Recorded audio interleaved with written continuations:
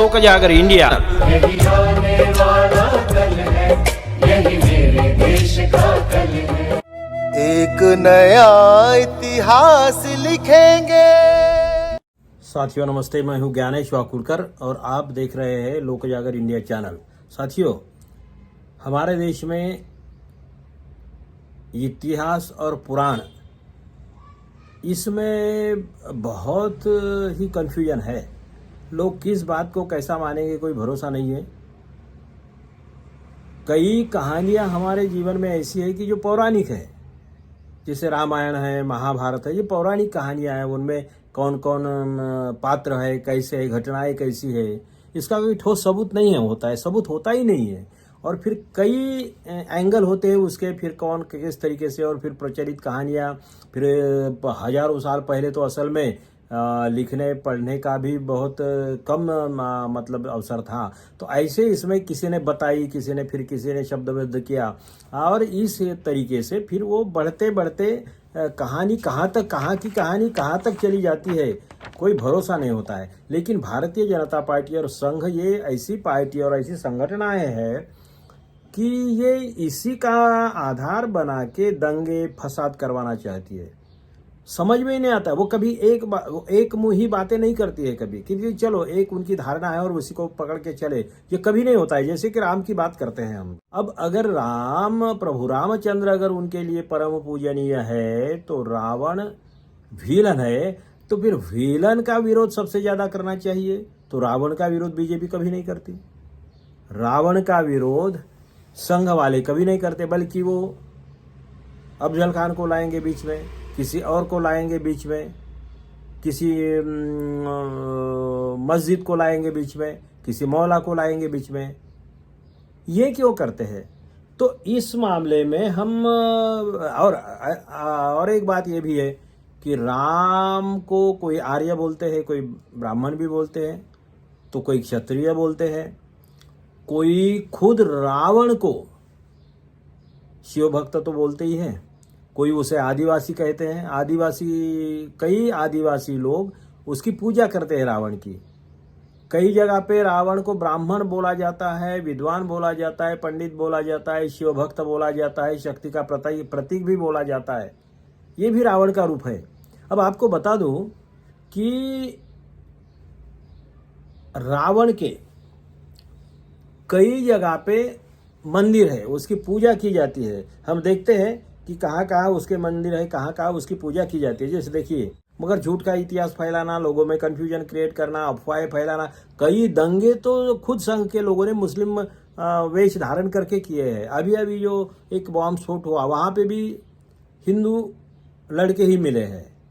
मतलब ये संघ के ही लोग होते हैं, या बीजेपी के लोग होते हैं, या कम से कम उनके संबंधित संस्था के लोग होते हैं। अब हम रावण की बात करते हैं, तो रावण को देखिए कहाँ कहाँ मंदिर है उसका, रावण का 20 रख उत्तर प्रदेश में, ग्रेटर नोएडा के पास में ये गांव है, छोटा गांव, और वहीं पे रावण का जन्म हुआ। मतलब जन्मस्थली ये 20 रख है, ऐसा कहा जाता है। और दशहरे के समय पे उसका पुतला नहीं जलाया जाता, उसकी पूजा की जाती है। दूसरा है कानपुर में, उत्तर प्रदेश, कानपुर में शिवाला क्षेत्र में रावण का प्रसिद्ध मंदिर है, और जो साल में एक बार ही खुलता है, दशहरे के दिन खुलता है, पूजा की जाती है, उसके बाद में बंद किया जाता है। मंदसौर में, मध्य प्रदेश, रावण की पत्नी मंदोदरी का मायका माना जाता है मंदसौर को, और यहाँ रावण को दामाद के रूप में सम्मान दिया जाता है, और उसकी पूजा भी की जाती है। विदिशा में रावण का एक बड़ा मंदिर है, और जहाँ देवता के रूप में उसकी पूजा होती है। यह मंदिर भी मंदोदरी से जुड़ा हुआ माना जाता है। कोलार में है, कर्नाटक में लंकेश्वर महोत्सव के दौरान उसकी पूजा की जाती है, और रावण को शिवजी का भक्त भी माना जाता है। लेकिन खासियत ये है कि यहाँ पे स्थानीय मछुआरा समुदाय जो है वो उसे पूजता है रावण को। मतलब रावण को कोई ब्राह्मण बोलता है, कोई आदिवासी बोलता है, और कोई मछुआरा समाज भी अपने से जोड़ता है। काकीनाडा करके है, वो रावण का मंदिर है वहाँ पे। और जोधपुर में, राजस्थान में ब्राह्मण समुदाय रावण को पूजता है। और बैजनाथ में, हिमाचल प्रदेश, वहाँ पे भी रावण की पूजा होती है और ये भगवान शिव की तपस्या उन्होंने वहाँ पे की थी, ऐसा कहा जाता है। उज्जैन में है चिखली गांव में रावण की पूजा की मान्यता है और उसकी पूजा न करने पर गांव को नुकसान होगा, ऐसा कहा जाता है। और भी बहुत सारे हैं, मतलब हमारे चंद्रपुर, महाराष्ट्र में चंद्रपुर जिले में एक किले में रावण की मूर्ति मिली, 10 मुंह वाली मूर्ति मिली। और अमरावती जिले में मेघाट करके जो जंगली इलाका है, आदिवासी क्षेत्र है वो, वहाँ पे भी मेघनाथ यानी इंद्रजीत रावण का जो बेटा था, तो उसकी वहाँ पे यात्रा पूजा वगैरह होती है। तो ये सब बातें देखते हुए, और इसमें क्या है, रामायण के नाम से 300 के ऊपर ग्रंथ है। अब मेन बात ये है कि ये ऐतिहासिक कथा को, पौराणिक कथाओं को कितना सच माना जाए, उसके नाम पे कितना एक दूसरे की गर्दन काटी जाए, झगड़े की जाए। तो ये पुराणों की बातों को लेकर हम लोग जो हमारे देश में अभी जो दंगा फसाद, एक दूसरे के प्रति नफरत फैलाने का काम जो बीजेपी और संघ कर रही है, बहुत गलत है। भारतीय जनता पार्टी का ये दोगला व्यवहार हमेशा है। देखिए कि ये केवल रामायण की बात नहीं है, गोरक्षा के मामले में या बीफ के मामले में कितने डुप्लीकेट चलते हैं ये लोग। देखिए कि इन्हीं के मंत्री किरण रिजिजू इन्होंने बोला कि मैं बीफ खाता हूं। किरण रिजिजू पिछली बार ही बोला था, फिर भी मिनिस्टर बने ही हुए हैं। वो बीजेपी के नेता है। बीफ कंपनियों से ये पैसा लेते हैं, ये भी बात सच है। बीफ कंपनियां वाले कई लोग हिंदू है, ये भी सच है। और इनसे बीजेपी से जुड़े हुए, संघ परिवार से जुड़े हुए, ऐसे भी आरोप कई बार हुए हैं। लेकिन सच बात यह है कि किरण रिजिजू बीफ खाता हूं ऐसा बोलने के बावजूद भी उनके ऊपर कोई कार्रवाई नहीं होती है, बल्कि वो उनके नेता बने हुए हैं। मनोहर पर्रिकर जो थे, उनके गुजर गए, अभी गोवा के मुख्यमंत्री थे और बाद में संरक्षण मिनिस्टर भी थे। उन्होंने बोला था कि गोवा में बिल्कुल बीफ की कोई कमी नहीं होगी, हम करेंगे, सरकार पूरी करेंगे। ये बोलने वाले लोग इनके नेता हो जाते हैं। मगर अडवाणी थोड़ा सा अगर जीना के कब्र पर झुक जाते हैं और उनको सेक्युलर बोल देते हैं, तो उनको इमीडिएट कहाँ निकाल दिया जाता है, पद से एकदम से बाइकआउट कर दिया जाता है। तो ये गांधी की बात भी वैसी है।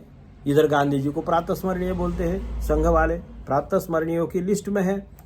लेकिन उन्हीं के कुछ आदमी होते हैं कि जो गोडसे का महिमा मंडन करते। कभी भागवत कभी खुलकर ये नहीं बोलते हैं कि गोडसे हत्यारा है, गोडसे आतंकवादी है, उसका हम निषेध करते, ये कभी नहीं बोलेंगे। संघ का कोई भी पदाधिकारी, बड़ा पदाधिकारी कभी बोलेगा ही नहीं है। इस मामले में रावण की बात अगर है तो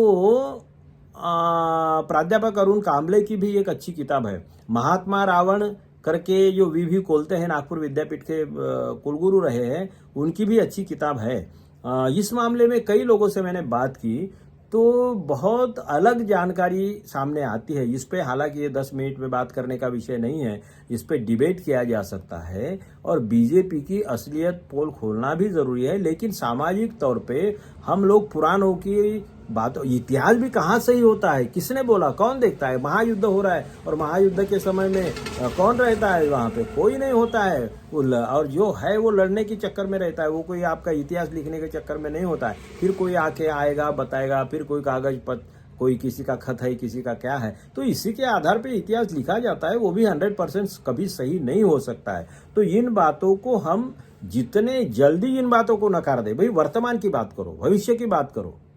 बात करनी है तो वर्तमान की बात होनी चाहिए, भविष्य की बात होनी चाहिए, ना कि ये पुराण की बातें, यहाँ पे विमान था, वहां पे विमान था। भैया वो निकालो ना, वो निकालो, उस पर संशोधन करो। क्यों हमारे मोदी जी राफेल के मामले में इतना कमीशन खाते हैं, क्यों भ्रष्टाचार के मामले में अपने हाथ गंदे करते हैं। तो ईमानदारी से ये करो ना।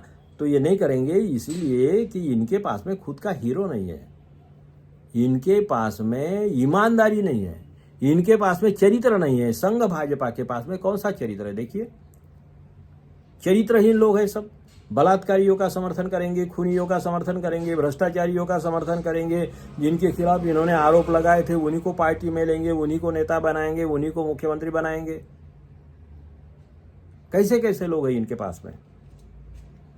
तो घूम फिर के सारी बातों को अगर सोचते हैं तो एक ही बात सामने आती है कि बीजेपी क्या चाहती है, दंगे चाहती है या देश का विभाजन चाहती है। एक बात यह है कि अभी जो वक्फ बोर्ड का कानून आ गया है, कर दिया है, अब कानून आ गया, उसमें देखिए उसमें कितनी बदमाशी है। ये बोलते हैं कि हम मुस्लिम लोगों के भलाई के लिए लाया है। भैया, मुस्लिम लोगों के धार्मिक मामलों में अगर हिंदुओं को डालोगे तुम, तो हिंदुओं के मंदिर में भी मुस्लिमों को डाल दो ना। मुस्लिमों की संख्या 15% है, उनको 15% में डाल दो। दलितों की संख्या 13% है, 14% है, उनको 13%, 14% डाल दो। ओबीसी की 52% है, उस ओबीसी को 52% डाल दो। आदिवासियों का जो 7-8% जो भी होगा उसमें डाल दो। उच्च वर्णियों की 3-4% है तो वो उसमें डाल दो। वो क्यों नहीं करते आप? राम जन्मभूमि ट्रस्ट में 15 लोग हैं, उसमें से एक कानूनन जो जरूरी है, इसलिए वो एक दलित है। बाकी सब कौन लोग हैं? ब्राह्मण ही तो ज्यादा है, उच्च वर्णीय ज्यादा है। ओबीसी तो कोई है या नहीं, ये भी जरा डाउटफुल केस है। मुस्लिम का तो सवाल ही नहीं आता है।